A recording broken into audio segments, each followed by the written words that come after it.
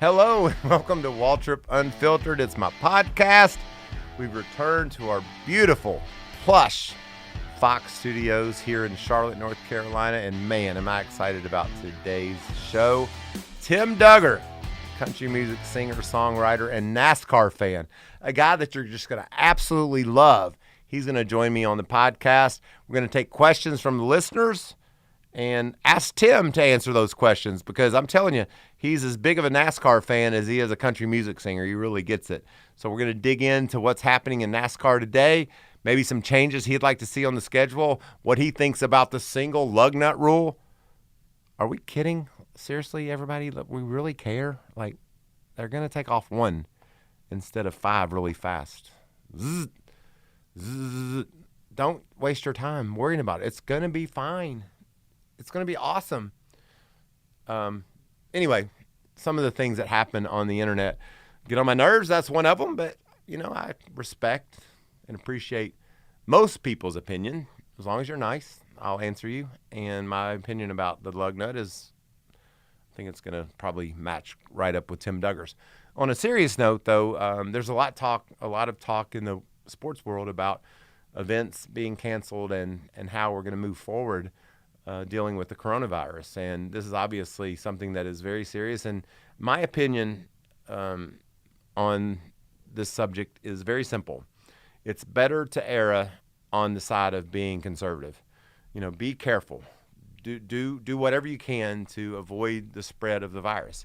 If you think about this, if you read on the internet, you'll see people saying, more people die of the flu.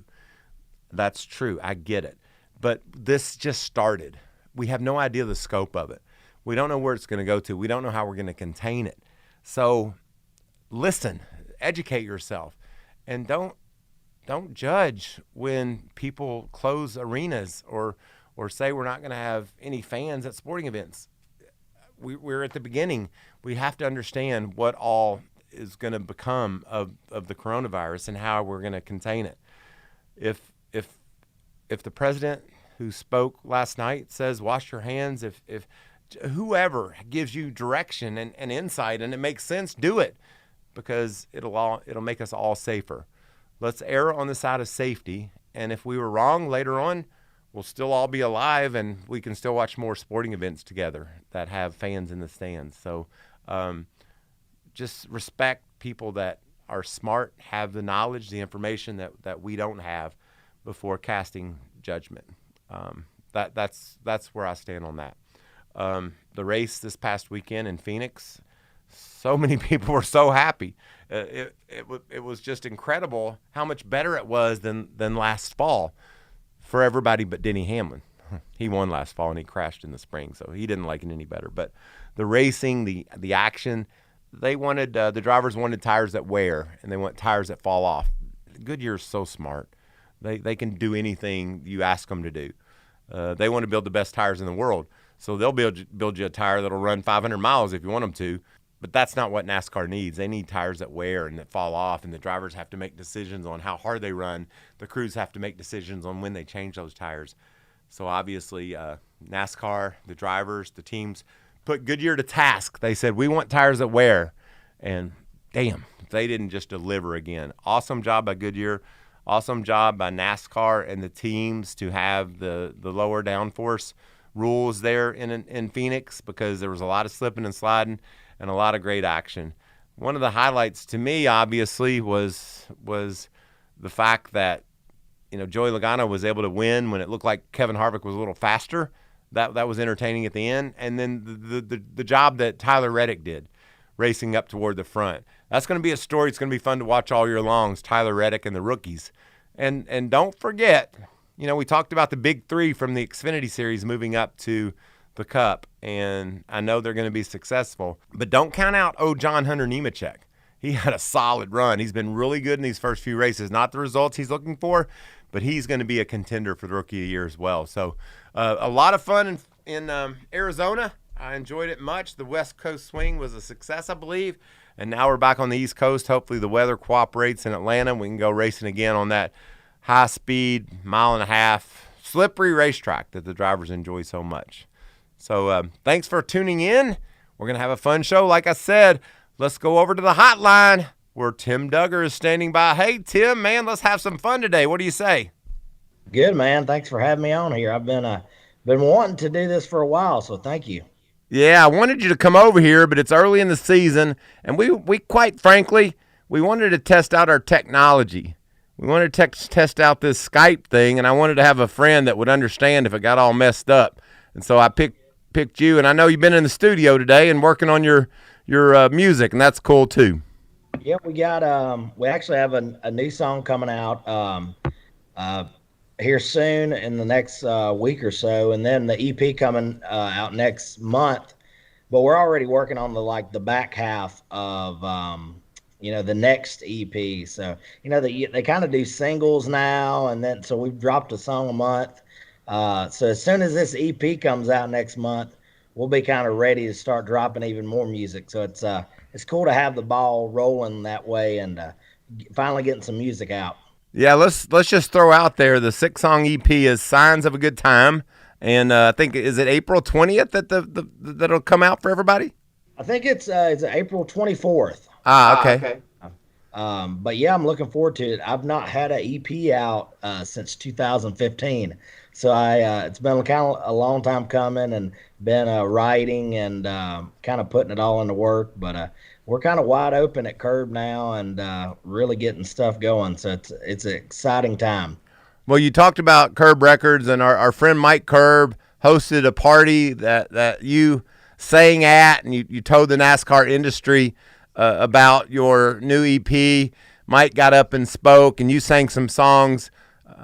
I want to dig into where you came from and who you are, but man, that was a fun morning in Nashville, Tennessee, when you were able to share your music, sing "Circles," which is one of my favorite songs on the EP. "Signs of Good Time." That was great. Appreciate you hosting us, and appreciate what Mike Curb's doing for you. Yeah, I it was cool. I was so kind of pumped up that NASCAR was in Nashville finally. It'd been kind of a long time coming, so I was pumped up about that, and to be able to preview the EP live, and for Mike to be there and to have you there, and some friends and the music industry there. It was a really cool deal. I enjoyed doing it, and now I'm just ready for this music to get out so I can release more music. So it's really kind of I've always kind of kept myself busy playing shows and all that stuff and writing songs, but the label side and the Curb Record side's really kind of stepped up the last year, and we've been really putting in a lot of work. And yeah, that was the kickoff for it for sure. I have so many things I want to ask you about. Obviously, your time on the road with us in NASCAR, what it was like bringing the whole industry to the Music City, and I know you were a busy man hosting parties and being a good beer drinking buddy. But before we dig into that, I just wanted to make sure you and Tara, the family, everybody was good from that devastating tornado that swept through Nashville. I saw some photos on your Instagram, and I know that's really heartbreaking to look around and see all the destruction and the devastation right there in your front yard. Are you okay? And physically, mentally, is everything all right? Yeah, we're all good. We got really, really lucky. Two streets over didn't get lucky. So we were it I mean, less than a quarter of a mile. It's kind of wiped out. And what was great about it, if there was anything that could be great that came of this, is it was unreal how Nashville came behind everybody, and has been working. I got to go out last weekend and help a little bit, and try not to be in the way. But it was really, really cool to see Nashville really getting they Nashville's a special place, and they've been able to recover from a lot. The flood, back years ago, and now this. I mean, they don't say Nashville's strong for just any reason. So it really stepped up. But we were really lucky. I didn't think it was that bad. I stood by the window in our living room and kind of watched the trees, and I didn't think anything about it. Our power went out, and I was like, well, we'll see how it is tomorrow.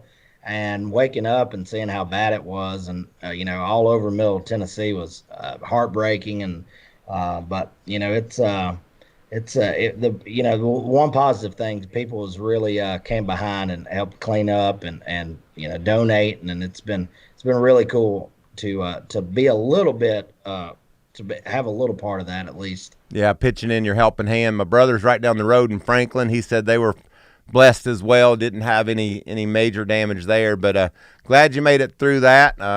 Coming from Alabama, where you grew up, you probably saw a tornado or two. Wasn't anything new or different to you, but man, when they hit a big city and you see the kind of destruction it created, get your attention and makes you realize just how devastating it is, no matter what part of this country it happens in.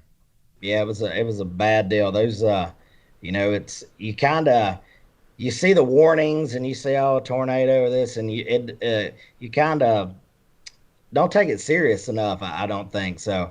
Definitely lesson learned. When I hear that siren or my phone goes off again, I'm gonna be going to the basement, not standing by the window.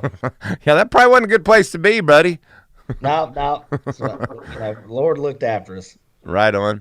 Well, let's dig into who you are. I don't know how many of our fans know Tim Duggar. You're one of those guys, like, usually the public knows someone like you before the garage area does, but yours is backwards. You showed you're one of our friends. You're like one of us, and now because of this new EP on Curb Records and all that you've got going on, hopefully more people are going to be able to appreciate and hear your talent. But how did this all get started? I know you grew up in Alabama. Your daddy was a truck driver and wasn't a lot going on in the music world. You sang in church. When I remember the first time I got to drive a race car, or a go-kart as it was, it was the best thing in the world. I thought I'd gone to heaven. It was everything to me. What was that moment for you growing up in Alabama? And tell me what it was like. Well, there was something about the radio or country music when I first heard it. My dad's a little older, so I mean, he listened to stuff that was even pre-'80s. It was a lot of he was a big, like, Jimmy Martin and Jim Reeves and Merle Haggard and stuff like that. Jim Reeves, is he the singing sheriff? No, that's Fair and Young. Yeah, that's right, Fair and Young. I remember Jim Reeves, though. My daddy's the same. My daddy was a lot older. We listened to all that same country music you listened to, you grew up on. Oh, it was, there was a time where if it even sounded current, it was not country to Dad. But there was something about it. I wanted to be able to sound like those guys, and being a kid, I didn't know what they were singing about, heartbreak and cheating and drinking, but it sounded amazing. I was like, I love this. But I just wanted to, I used to kind of say as a kid, I don't know anything about drinking or heartache, but I sure love singing about it. But as I've gotten older, unfortunately, I've learned a little bit about that. But yeah, you're kind of like, I love with the radio. You're kind of like Dewey Cox. I think I want some of that. Yeah, that was it for sure. Except I had my sense of smell, but it was. I don't know. It was just something about my dad had a bunch of cassettes. If you bought so much oil, you got like a free country hits cassette. So I'd put those cassettes in, and it'd say Shell Rotella, keeping the truckers on the road, and then it'd have like 10 country songs. So yeah, I'd sit around and listen to those songs and try to imitate that. And that was when the first love, was music. In kindergarten, I told my teachers I wanted to sing country music all the way up. So that's what I pride myself to. At least I got to, saw as a young person, a kid, what I wanted to do, and I stuck with it. So it's kind of crazy because you go through so many things. You can be young and daydream, but music had been it since day one. Isn't that crazy? Because I was the same kid dreaming about being a race car driver. You're down in Alabama dreaming about being a country singer, and I'll be darned. We're a couple of dumbasses, but it seemed to all work out. We got to do what we love doing, and you're on the cusp of getting to do a lot more of it because the music that you're getting ready to put out is as good as it gets. It's country. I know some of your influences. I know you love Waylon and Merle. Vern Gosdin is a guy that, like, my favorite song forever was "Set 'Em Up Joe" and play "Walking the Floor." I mean, how that's just a great song. So I think I'm bred from your same. I don't want to say loins because that sounds weird, but I think we're like from the same place. That's how we kind of hit it off is, our love of country music. Vern is actually from the next little community over. He was born in Woodland, Alabama, and that was probably 6-7 miles from where I grew up. So grew up a big Vern Gosdin fan and stuff that I shouldn't have known at my age. Music. What age was that, buddy? I was, I mean, I knew Vern Gosdin songs when I was in kindergarten. So, Wow. I mean, I Chiseled in Stone is still one of my favorite songs. And it was, and that old, that you could kind of, I don't know. It was just, I wish I could explain it. Uh, but there was just something about those songs and I felt it, when I heard it. I was like, I knew how I appreciated, I guess would be the word for it. I appreciated country music at a young age and really respected it and cared about it. And I think that's kind of what made me kind of want to dive in and start doing it. Well, it's interesting. A teenager, or excuse me, a kindergartner, a grade schooler in Alabama. I mean, Alabama's country music. That's part of the culture, but you just took it to a different level. And from the time you were a kid, it's all you were about. How much different did that make you than the other kids? They were all wanting to play football or baseball, I guess. Yeah, I played a little bit of sports growing up, but it was, I mean, when it got to 14, 15 years old, all I focused on was music. So the county I'm from was dry when I was growing up. So it was just like the Alabama song, My Home's in Alabama. The bars across the Georgia line, up in West Georgia from Noonan down to West Point. My parents would go in to like a VFW American Legion and they'd work the door and I'd play like 4 45-minute sets and I'd be like 15 years old. And when I'd take a break, I'd have to go outside and sit outside. I couldn't be in the bar. But yeah, that's what I focused on. I was always, telling people at school about my gigs and I'm playing over at the hotel bar tonight. While it's football game on Friday night. Well, I'm going to be over here, you know, learning a lot about living and a little about love. Were you the only eighth grader at the bar on a Friday night? I guess. Yeah, but you know what's funny is my mom didn't like it. She only did it because she knew I loved it. But I remember there times where 16, 17, playing at a bar and mom's working the door, $5 a head. Now, starting out, most of the time it was they went in the hole paying the band because nobody showed up. But when I probably was about 17 and a half, 18, I actually started kind of drawing a little crowd. And, if women was dancing a little too, naughty in front of me and on the dance floor, mom come there and yank them up and say, Break them up. yeah, get away from my son. So fast forward from there. Did you ever have any other jobs? Did you ever have a real job? When I was 16, I had a job at the radio station in my hometown. I was the board operator during NASCAR races. I inserted the commercials. I had that job for 2 weeks. This is a great story, man. This is life here, and I love it.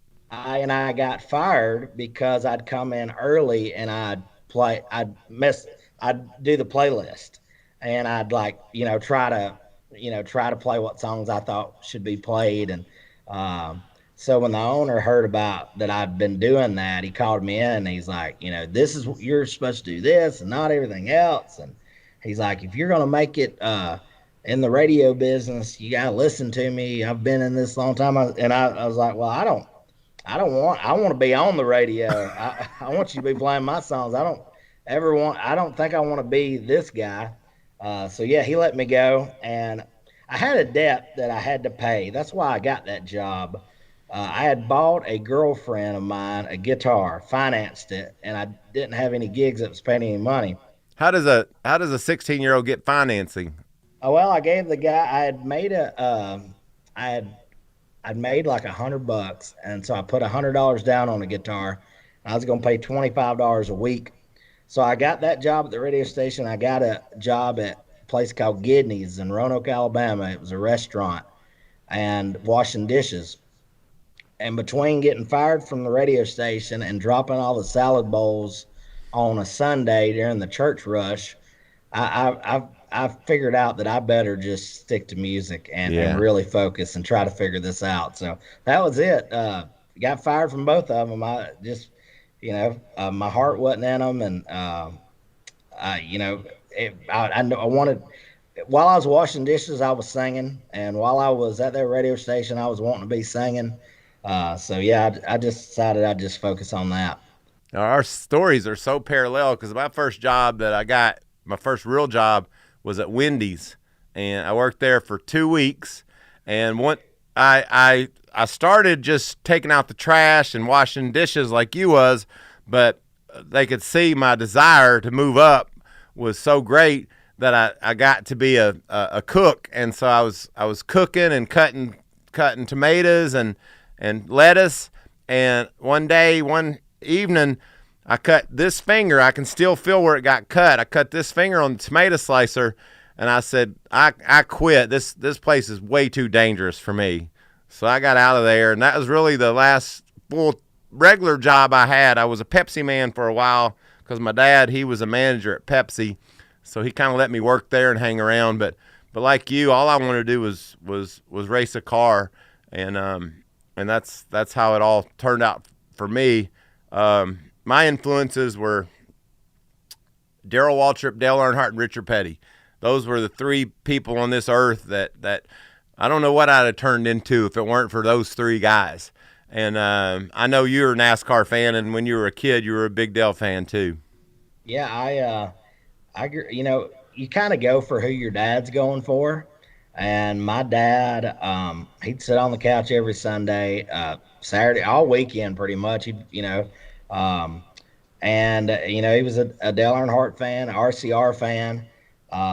So I kind of followed right along in his footsteps on that. I was a DEI fan. Those were the two teams I pulled for. And still have a big, like, at the end of the day, I'm always a little bit RCR above the other teams. That was my dog that pooted too. It wasn't me.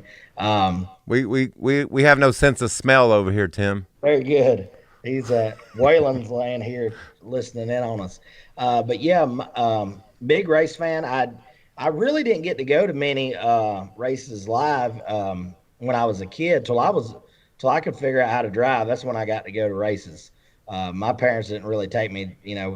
Dad remembers when Talladega was in the middle of summer, and he's like, even though they changed the date, he's like, oh, it's too hot. I'm gonna watch it on TV and drink my beer here. But yeah, when I was old enough to start going to the races, I went. I remember I'd play a show in Georgia, and then I'd drive over to Talladega, and we'd lay down in the car and then go in there and watch the races. So it's funny how racing's played such a big part in me getting a record deal and my music and playing so many shows at it. I had a guy when I stopped down at Talladega a couple weeks ago, and said hi to some folks, and I tweeted a picture out or whatever, and this guy commented on it. He's like, I remember you playing across the street with a tip bucket back in, like, late 2000s. at the free camping. I was like, yeah, and that, who would have thought I've played Talladega 9 times now. So it's very, very strange how that played into it. But I'm a big NASCAR supporter, big racing supporter, and because they sure support me. And so I'm always pro racing and always trying to talk up NASCAR and, get people to watch and into it. And, I always tell people, you give it a shot, you're going to be hooked. Yeah. And how did the relationship with Richard Childress start? How did you get to be friends with RC? So there was a Talladega race that Brian Vickers won. He wrecked. Didn't he wreck Jeff Gordon and Jimmy Johnson? Uh, Junior and Jimmy. Oh yeah. So I was up in the stands, and they were raising hell, throwing beers, and it was awesome. Um, so we go down to Oxford, me and a buddy of mine. We're in a steakhouse there, and get talking to this guy that's decked out in RCR stuff, and um, we're chatting. And before he leaves, my buddy goes, "Hey, Tim sings, and he's got some songs that talk about racing and stuff. You should look him up or check him out." And so the guy did, and he called me up. Called my parents' house and said, "Hey, I want Tim to meet Richard Childress. I think Richard would like him, and who knows?" 2 weeks later, I was at the winery having lunch with Richard Childress, and Richard. Hold on, you gotta stop right there. You were playing with a tip bucket. You're from Alabama, and now you're at a winery. I mean, not that being from Alabama means you can't go to a winery, but you're as my buddy tells me, your country is cow shit. How did it feel? What was that was that your first big break, or is that the first big thing that happened to you? Do you have a different story for that? It was the first meeting a hero for sure. Yeah. And so you've been around me enough. I'm pretty picky eater, right? Chicken tenders and beer, and what if it's got a cartoon on the box, I'll usually eat it. So I went up there, and we're sitting there, and Richard comes in, and they got salad, because we're gonna eat lunch, and I'm not a big salad guy, but there was not a piece of lettuce left. I was like, if Richard Childress puts it down in front of me, I'm gonna eat it.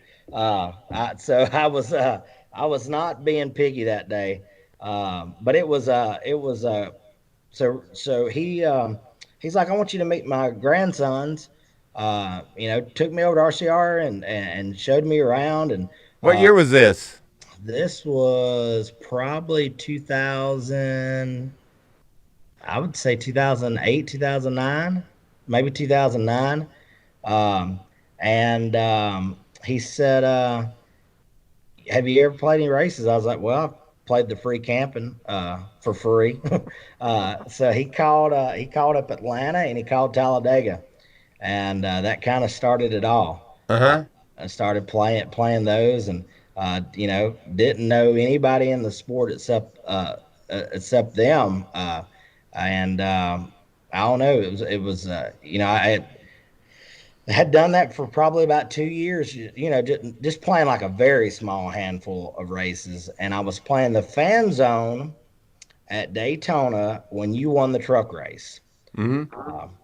And I was playing that fan zone. Did your dog just fart again? I heard something weird.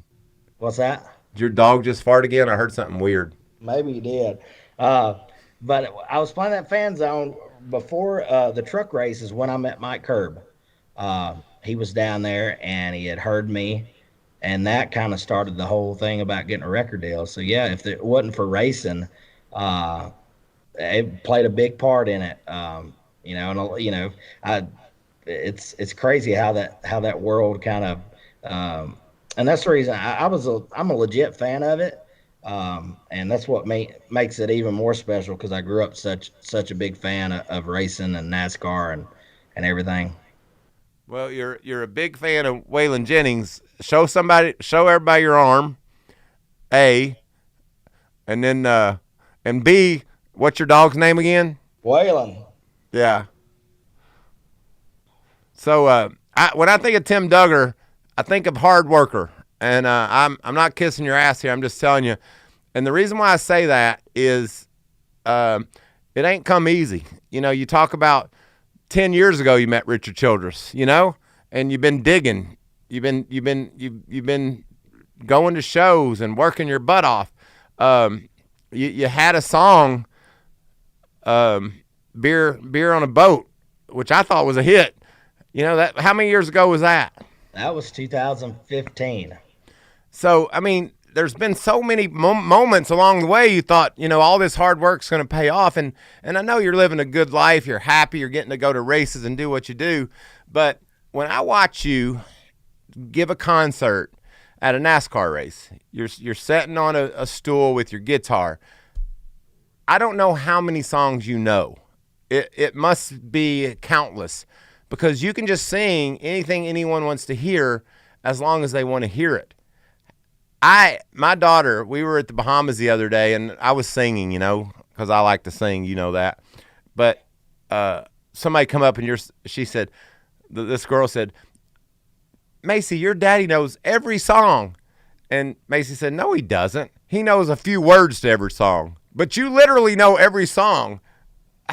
That's a gift. I mean, not only did you have this desire to be a singer since you were a kid, since you can remember, but somehow you have this capacity to entertain people.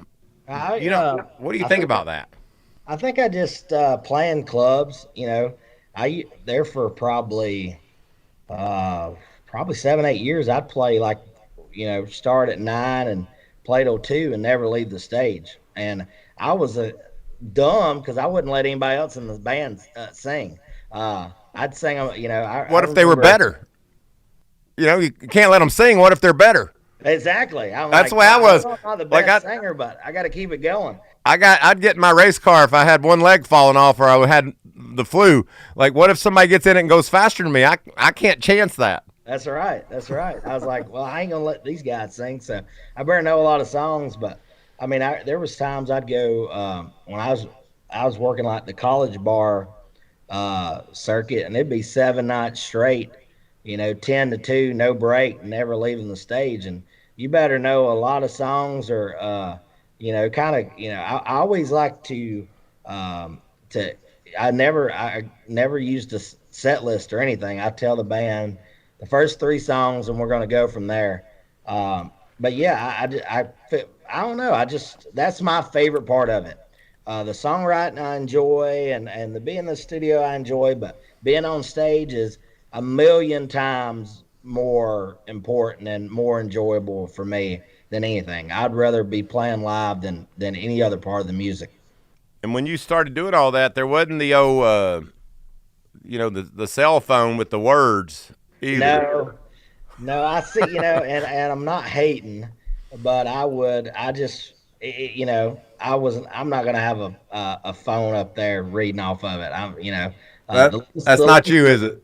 Yeah, the least I can do is learn the song. And I'm also, I really wanted to get a record deal. And so if there was a song I didn't know, I would not attempt it. Because what about if while I'm playing a song I don't know, that's the time somebody's going to walk in and hear me, and I'm singing a song I don't know. So I wanted to make sure I was always kind of on my game. So you know, you got to do what you got to do. But I always, you know, but all those cassettes my dad had, I actually was going through some earlier because there's so many of them. It just stuck with me, and everything from classic country to 90s country on up. But I can't remember people's names, but I remember country songs. So it's weird. It's a good thing you didn't hit concrete walls, because I can't remember shit. I'll tell you that. We've had a good time singing over the years. Oh yeah, I got to sing with you at the stage in Nashville, right? Yeah, we've been on stage a couple times here in Nashville, and your cruise, that was a good time. We did. Oh yeah, we got to meet Cheryl and DL. Yeah, maybe 2 of the best Americans I ever met. Oh, they're awesome. They're awesome. Yeah, down there in Cheryl Texas. and DL, for you people listening at home, they own he owns a pawn shop, and they have a condo off Turn 2 at Texas Motor Speedway. And so Tim goes up there and does concerts for them. And when I was doing Dancing with the Stars, I brought Emma, my dancer, up there, and she got to meet everybody. It might be one of my favorite stops of the year, getting to go see Cheryl and DL. And I hope come April here in a couple of weeks, you're going to be down there. I guess it's even in March. It's a couple weeks away. Yeah, I'm actually gonna have to miss this one. I've got some shows that it's a good problem, but I'm definitely gonna miss them because it's a good time. And they have. I've been to a lot of races and a lot of infield setups and condos and everything, but theirs is pretty much next level. And if you don't get enough to eat and drink and good time up there, something's wrong with you. It's your fault, right? Yeah, yes, sir. So I was talking about in Nashville, the party. Dale Jr. was there. Y'all are buddies. Do you go to? Have you been to Key West with him? Do y'all have Do y'all vacation together, you and Tara? We have before.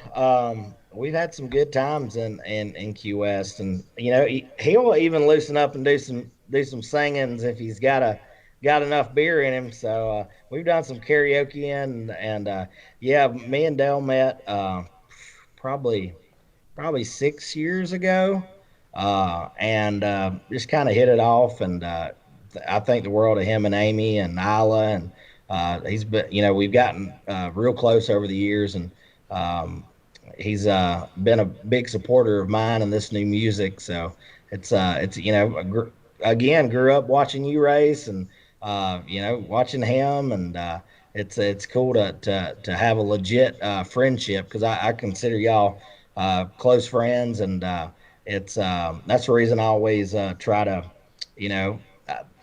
I get in trouble sometimes because social media can be some people can be kind of assholes on there, but I'm always defending to my buddies and NASCAR, and so yeah, it's been cool to develop our friendship over the years. And I'll send him songs like I send you and get his feedback, and sometimes he's a tough critic, but sometimes he likes them. Yeah, yeah. Well, you talk about social media. There was a cool picture of me and Dale Jr. on there just yesterday, and it's funny that I say me and Dale Jr. because it was 1990. I know that because I know the paint scheme on my car, and it was at Richmond on the new configuration. They had changed it by then, and it's a picture of me getting a pit stop, and the car's getting worked on and jacked up. And there's a picture of, looks like maybe a 12-year-old. You do the math. I don't know how old he is. Whatever he was in 1990, looked like he was 12 to me. And he's holding, his job at 12 was to hold one of his dad's tires. And when the pit crew, when the tire changer came around, he would roll it in, or he'd at least hand it to the guy that rolled it in. So I agree about social media. Mostly, I wish they would shut it down because some people are mean. But overall, when you see something like that and it brings back memories, it's such a great feeling to see Dale Jr. and me, and the guy whoever put it up. I don't remember his name, but he wrote "future teammates at Richmond," and so that was really special. And speaking of, that's the positive of social media. You mind if you take a couple of NASCAR questions before you go? Oh, go ahead. All right. The buzz lately, which is amazing to me that anybody would care, but they do. So we're going to address it because you're a hardcore back in the day NASCAR fan. There's a lot of talk about one lug nut is going to, end the NASCAR world. So I have this opinion that, the less nuts, the better, right? You don't want nuts running around everywhere. So one will work. They're still going to run around there and take it off and put it back on. And to me, it doesn't matter. Mr. Duggar from Randolph County, Alabama, what do you think, sir? I honestly don't care. And I thought I would. I thought when I first heard it, I was like, oh, I'm going to be, upset about this. And then I was like, no, I really, I think safety. I think the wheel's going to look cool. I think the car, what pictures I've seen, looks cool, and I think it's still going to be strategy. Of course, I think it's awesome when you're down there in the pits, and that's one of my favorite things to take people that's never been to a race. around and take them down during a pit stop and see how talented those guys are doing that. But I think it's just going to just evolve the way they're doing their job. I think it's going to be cool. I'm all for it. One of the things that I love on Fox is being on pit road and watching those guys come back over pit wall. And you've been there, you've seen it. As soon as they get back over pit wall, they've just exercised what is an athletic accomplishment. They've changed 4 tires, filled up with gas. They've done it in less than 13 seconds. They pop back over that wall. The car's on its way out. And their main thing is get to that video monitor. They want to see how they could have done it better. And it's just like they have a pit coach there that's showing them what they did and how it could have been better or why it was perfect. That whole pit stop thing is amazing. I think last year they went from 7 guys to 5, and people had a problem with that. Now it's just normal. It's the same with going from 5 lugs to 1. It's just going to be normal. Yeah, I think it's going to be okay. Those guys, I wish, they get the credit, but they deserve even more credit. No doubt. It's the pressure that's on them is every little part of it's kind of like a field goal every time, especially coming down late in the race. And, they got to be so coordinated. And I've been, around and seen how those guys work out and practice. And to me, that's one thing that does make the sport of NASCAR stand out a little bit different than other motorsports is the pit stop. But you gotta, everything changes a little bit. It's not the end of the world. I think it's still going to be okay. I'm still going to watch, and all the people that say they ain't going to watch are going to watch. Yeah, you're going to watch too. We talk about change. We heard of another one recently, and that is that the Busch Clash is going to be held on the road course. And it's going to be under the lights. That's going to be different. I had an opinion last week on this show that the way to make that really fun is to qualify everybody, and then you invert the field. He who is first will be last. It's in the Bible, so it has to be right? But you put the fastest car out front in that race, that sprint race, it could get it could get ugly. But if you invert the field or figure out a way to make the stages interesting to where it's different, I'm cool with watching it. I got to run that track. I ran the 24 Hours of Daytona a couple years. It's a really fun racetrack. I'm glad they're going to run it. I want to see the Cup cars. I've always wanted to see the Cup cars on there. I just wonder your opinion on it.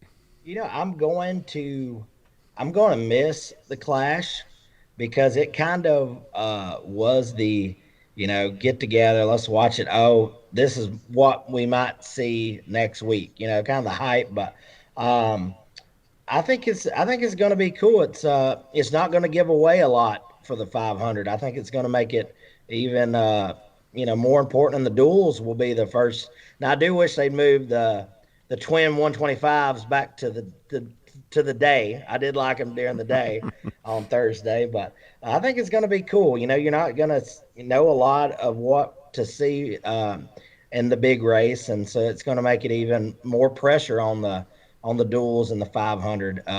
When they started doing the Clash at night, they just moved it back, and then you had the summer night race. I was like, we're getting too many night races at Daytona, too much of it. So I think, putting in the road courses, it's going to be cool. And there's so many guys that can win on a road course now. Every one of them, at least a big portion of the field feels like a road course ringer. You don't have those days where only a few can win. There's a lot of guys that can get around those road courses well. So it should be fun. Yep. That question came to you from Jeff in Tennessee. All right, Jeff in Tennessee. Say thank you, Jeff. Cheers. Thank you, Jeff. How about Thomas in California? He has a question too, and I'd like you to address this one. What do you think about the 2021 schedule? Where would you like to see? This is not fair to ask you. Tell me 2 places you would like to see a new race on the 2021 Cup schedule.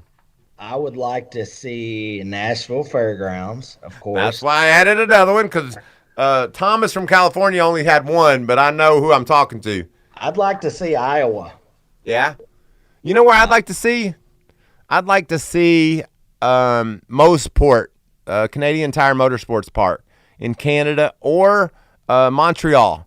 I would love us to take the Cup cars north of the border. There's so many great fans up there. I agree with you. For me, I would want to go to Iowa on a Thursday night. I think that'd be cool. I'd want to go to Nashville. I don't care what night because it's going to be great. I want to go to Canada, and if we go to a road course in Canada, then there's a short track up there as well that it would kill it. It would pack that place. I would love to go to Canada. Canadians, they party. You see them at Michigan, you see them at Watkins Glen. If I could do anything to the schedule, all right, I can make any change. It would be in middle of the week, though. All-star race would be in Nashville, and then the banquet in Nashville as well. But I think that short track, have the all-stars. Whoever makes the all-star race would be really cool midweek in Nashville, and pack it out and make it an event. And then come back and do some drinking and honky-tonking for the burnouts on Broadway and all that. It'd be perfect. But it's at least they're it seems like they're trying to get it back here. So, but I love Iowa. I mean, I think add more than just one, add a few. Yeah, and you're right. They're trying, and the changes they made, and NASCAR just can't wave a magic wand. They have to have cooperation from the teams, from the owners that spend the money to make the show happen. But the changes they made at Phoenix, that was fun. That was a good race. I think everybody enjoyed it. The competition was better. There was less downforce at that racetrack and more power, which on the short tracks makes sense. But at Atlanta this weekend, there's more downforce and less power, which makes perfect sense because we want to see these guys running 2-3 wide. The way they raced it at Vegas, that was crazy. It was so fun to see the competition. So I think you're right. Not only the schedule, but the rules that the cars the rules that the cars have. I think everything's going in a positive direction, and I believe that the change in the schedule, with us ending the year in Phoenix, especially with this awesome race we just had, all that's really positive. Yeah, it's I love Atlanta, as growing up and watching so many awesome races there, and going there and seeing a lot of races, and I think it's I tell people, you encounter all kind of people that say stuff. I haven't watched racing in a while, or I haven't, and to me, it's going as strong as it's ever been over the last couple of years, and the racing is great, and I love the competition, and the group of guys that's in there racing, the young guys coming up, against the older guys, and it's to me, it's a good time to get on board if you've never watched it, or if why wouldn't you be excited about the races that we're getting to see? It's been fun. I enjoy it. I love it. And what I love about you is we spent the last probably half hour talking about NASCAR, but on April 24th, you've got a new LP coming out, and I've challenged my producer, Ford. We got to roll in some of these songs. I want to roll in Circles because I love Circles. I'm gonna say right now, and we're not a fancy podcast like Dale Jr. Download. We're sort of like the truck series of podcasts. But Circles is an awesome song. So I'm gonna pause here, and here we go. Let's see if it happens.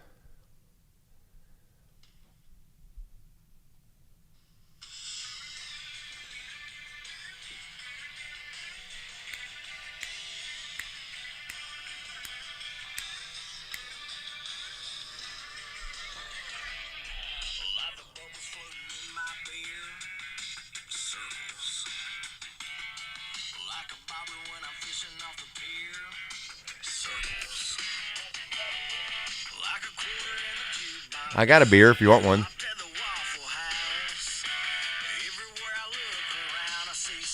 Perfect, Ford. Now, you know what I want to hear, Ford? My favorite one, Signs of a Good Time. Pull that up. This EP, Tim, you got to be so proud of it. It's you. And I guess the folks at home can hear it. I know, but you got to be proud of what you put together. Oh, yeah, I am. We got You're Gonna Love Me came out back in January. Circles, February. We got Next week, another song called Home Away from Home, which my love of dive bars and finding a little hole in the wall bars and drinking there.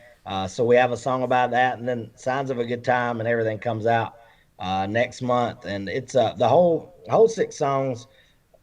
They're me. So if Yes. you like them, you like me. And let me just say, if someone has listened to this podcast and they just heard Circles, they're going to be like, well, that's a guy I just was listening to. And that shows how your authenticity, who you are. That's awesome. When I was recording those, so there's Circles gives the little nod to NASCAR, and then the first single, I Still Miss Earnhardt, I Like a Cold Beer Now and Then. Um, I was asked, do you want to put racing in on this EP? Do you want to be that, or do you want to get away from that a little bit? And I'm like, well, no, no, no. I want to make sure to tip the hat to the folks that have supported me, and that I go play a lot of races, and we got some races coming up this year we're going to play, and it's going to be awesome to play those songs that are out and that was inspired by them and those moments and y'all, and so yeah, and there's gonna be even more. I kind of always want to tip my hat to racing, because it's been such a big part of my story.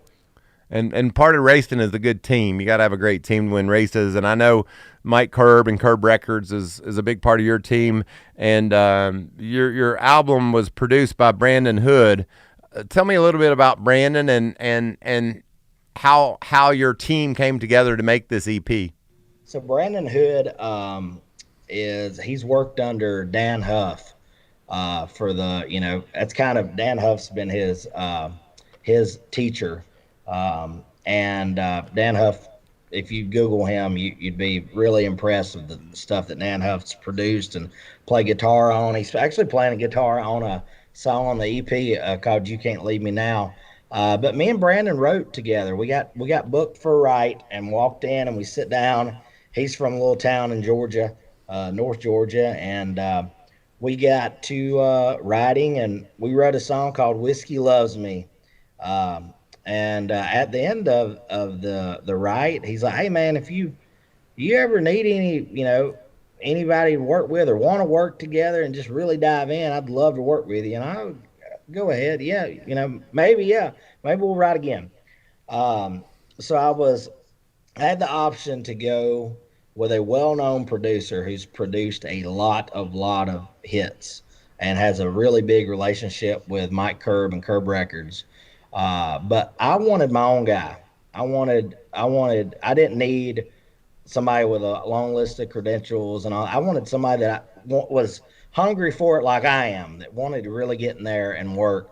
So Brandon, he actually was playing guitar at the event that you came to at Curb. He played guitar on the record, produced it, co-wrote some of the songs. He co-wrote on Signs of a Good Time and Cold Beer Nights. So yeah, it's kind of like, it's kind of like clicking with a crew chief. He hadn't won any races and I hadn't won any races, but I wanted to work with him and he wanted to work with me, and it's been a great relationship so far. I told him I hope we get to work together for years to come. That's awesome. So the EP is Signs of a Good Time. It comes out on April 24th, produced by Brandon Hood, and features singer-songwriter Tim Duggar. Awesome time tonight, Tim, hanging with you. Thanks for your time. Now, I say all that. I really got a couple more questions, but I really wanted to just sound like I was a professional broadcaster. Didn't you like the way I transitioned? Great, man. I thought we were about to have a final thought and take care of yourself and each other. We're going to do a virtual hug. No, but actually I wanted to tell you that on the grid walk Sunday in Phoenix, I sang to Blake Shelton. And did you hear his reviews of my performance? No, what did he say? He said, "You suck." Oh, damn. I know. And you and we sang together, and you said I was pretty good. Man, we Miami, and there's a video of us somewhere doing Luckenbach, Texas. And yeah. But I mean, that's not as mean as he was to Clint before the race, I guess. Yeah, he said he sucked too. I guess he was just on a "you suck" thing that morning. And the thing that's funny about that is in Charlotte, Blake was doing a concert, and he was singing, I don't even remember the song, but he saw me and I was standing in front of the stage and I started singing the words back to him. Well, I don't know the words that good. And so when I was singing the words to him, he started singing the wrong words to me. And he's like, hey, man, stop it. You're screwing me up, too. So I guess our music history doesn't work well together. But it was good to see Blake at NASCAR. And it was a great weekend in Phoenix, a great crowd, and just a really, really entertaining race. So I'm glad that, I'm glad that we're in the place we are with the sport. And I'm really thankful that that you're going to be there for the ride. I mean, I think it's I tell everybody it's as good as I've seen it, and I grew up a fan of it. I enjoy it. You think I wouldn't, I've kind of know a lot of people in the sport, and you get, maybe that makes you disconnected, but heck, you saw me down at the 500 weekend. I was there, and I wasn't there playing, I was there hanging out, ready to watch racing. Yeah. And I think it's as good as it's been, and it's getting better. I like the changes. Let's be open. Everybody didn't like the changes of the cars when they started changing them, and look at what the cars and the safety has done, just this year. So I think we got to, be open. They know what they're doing. It's going to be okay. I love it. And I don't know if you've heard or not, but got a new beer.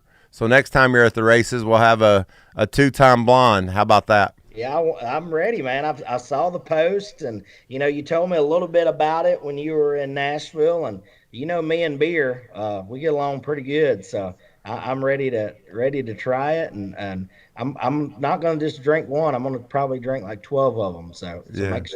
Make sure you have enough. You're really good at drinking beer. I am. Thanks, buddy. All right, man. Thank you. Man, that was so much fun. Thank you, Tim Duggar, for joining us. Isn't it funny when you talk to him? It's crazy. Like, I was a kid and I wanted to be a racer. He was a kid and he wanted to be a country music singer. And we were both blessed enough to make that happen. So thank you, Tim. I appreciate you so much joining the show. And thank you guys for tuning in and listening and watching Waltrip Unfiltered. We have so much fun here. We get to know people that deeper than we ever thought possible. For me, like, the guys that come on the show, they're my friends, but when the show is over, I feel like I know them better than I did by far before the show. That means the world to me, and I know that it must be special for you guys too to get to know some of our guests. So thank you for tuning in. Be sure to share how to consume Waltrip Unfiltered via your favorite podcast app, YouTube, any of the social channels for Fox Sports. Be sure to share those with your friends, so that maybe more people can tune in and check out our podcast. I really enjoy doing it, and I really appreciate you listening, and we'll be back next week with another great guest. I know for the last couple weeks I said I was going to get to Victory Lane and do some interviews. I haven't made it yet. That's a little bit more difficult than you might imagine, but I'm not going to give up. We're going to do that soon. Thank you so much for tuning in, and we'll see you next time. For more great NASCAR on Fox content, subscribe to our channel. It's somewhere right around here.